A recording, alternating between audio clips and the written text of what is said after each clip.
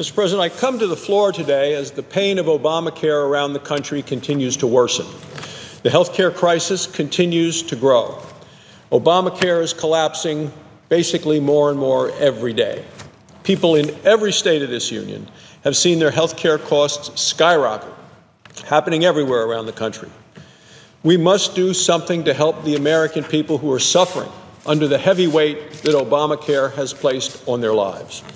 I was at a hospital this past weekend in Casper, Wyoming, my hometown, and I talked with doctors, talked with nurses, talked with patients.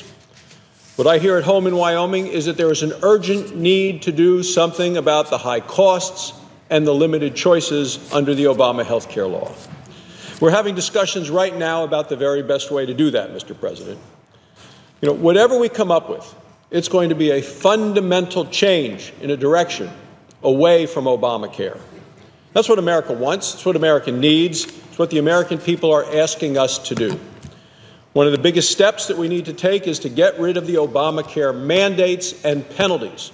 I hear about it day in and day out, heard about it in my office yesterday for a woman who was in town to visit on another matter, but talked about her experience with the Obamacare situation where her premiums have gone way up, the deductibles are up so high that even though they're counted under Obamacare as having insurance, her husband would tell you that he will not go to a doctor because with a $6,500 deductible, he feels he cannot afford to.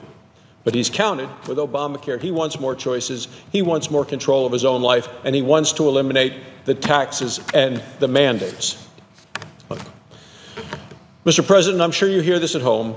People hate the fact that there's a mandate that said they have to buy insurance that Washington says they have to buy, that the Democrats have said they have to buy, rather than what might work for them and their family to be cheaper and work better for them and be more tailored to their family needs. Now, there are more than 19 million people across the country who have decided that they're either going to pay a penalty to the IRS or they've received a waiver so they didn't have to get Obamacare insurance. Either pay the penalty or get a waiver. These are people who made the fundamental decision that Obamacare insurance was not a good deal for them. Now, the second thing we need to do, I believe, is repeal the burdensome and expensive Obamacare taxes. Health care costs have been soaring under Obamacare. One of the reasons is because the health care law added almost $1 trillion of additional taxes onto the backs of hardworking Americans. And these are the taxes that specifically raise the cost of people needing health insurance and health care. They put taxes on things needed by people who are in need of medical care, somebody that needs a pacemaker, someone needs a walker, a wheelchair, an artificial joint. Additional taxes on all of these users of medical devices, medical supplies, of over-the-counter pain medicines, over-the-counter medicine for the fever, sore throat, over-the-counter, as well as prescription medications. The taxes are on just about everything. And, of course, the tax on health insurance itself. So if you buy health insurance, you have to pay a tax on that. Well, what's that going to do to the cost of health insurance? It's going to raise the cost for people that have health insurance. When the Democrats were debating and voting in support of the Obamacare health care law on this floor of the United States Senate, they conveniently failed to mention all of these new taxes to the American people. A third important thing that Republicans are committed to doing is to just give much more flexibility to the states when it comes to making and developing health care solutions for the future. I served 5 years in the Wyoming State Senate.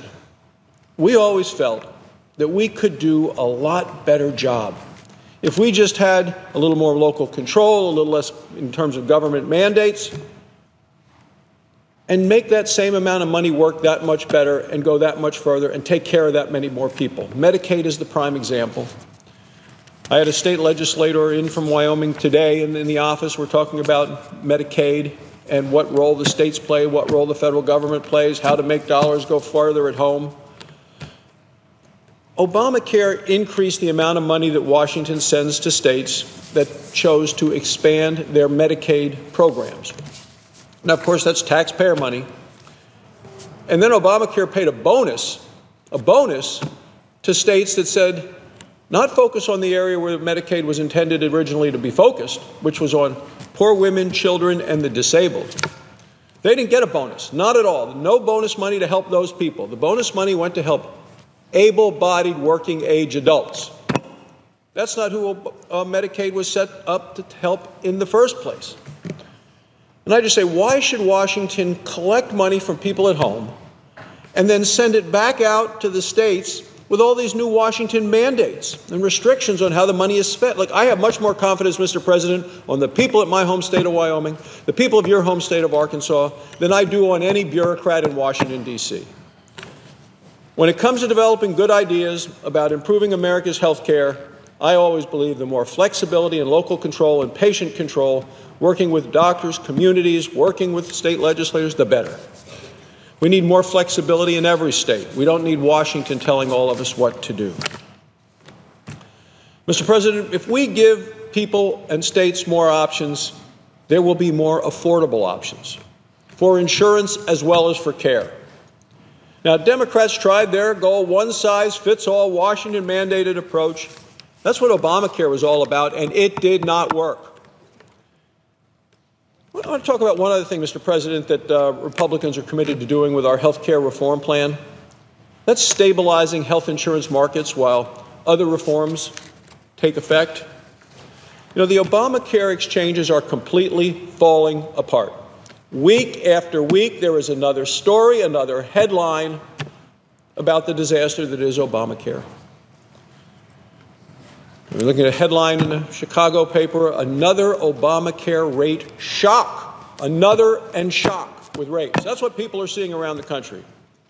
Last week, we learned that another 77,000 people in Indiana will lose their Obamacare plan.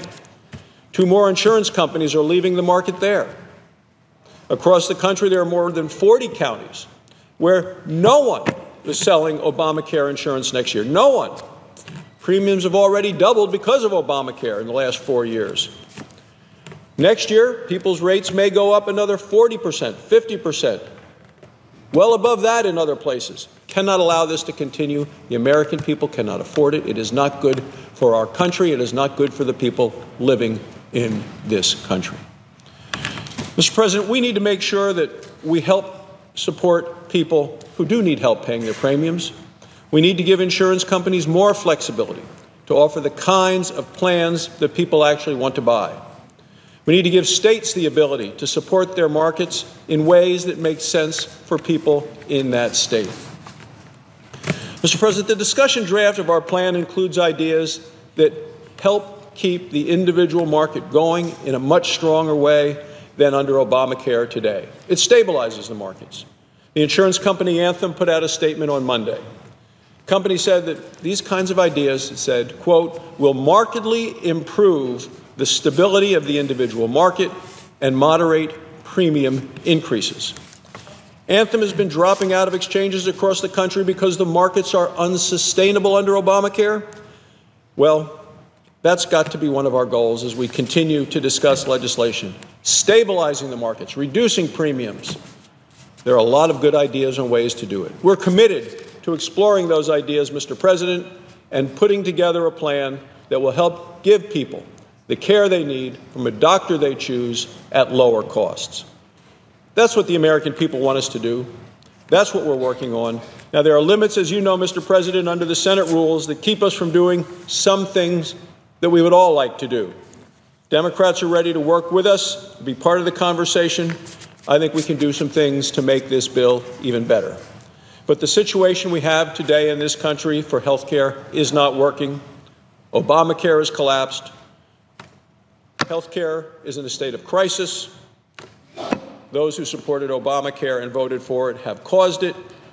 We're just trying to clean up the mess. Thank you, Mr. President. I yield the floor.